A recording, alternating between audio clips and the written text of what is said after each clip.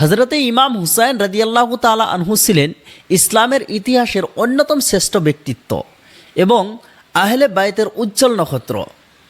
তিনার পিতা ছিলেন মুমিনদের চতুর্থ খলিফা হজরতে আলী ইবনে আবি তালিব রাদিয়াল্লাহু তাআলা আনহু এবং তিনার মাতা ছিলেন জান্নাতের নারীদের নেত্রী হজরতে ফাতিমাতুজ জাহরা রাদিয়াল্লাহু তাআলা আনহা, যিনি রাসূলুল্লাহ সাল্লাল্লাহু তাআলা আলাইহি ওয়াসাল্লামের প্রাণপ্রিয় কন্যা ছিলেন।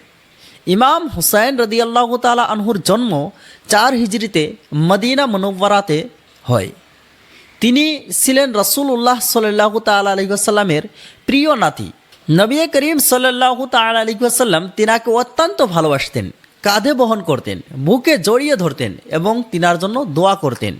হাদিসে এসেছে রাসূলুল্লাহ সাল্লাল্লাহু তাআলা আলাইহি ওয়াসাল্লাম বলেছেন, হুসাইনুম মিন্নি ওয়া আনা মিন হুসাইনিন আহাব্বাল্লাহু মান আহাব্বা হুসাইনা।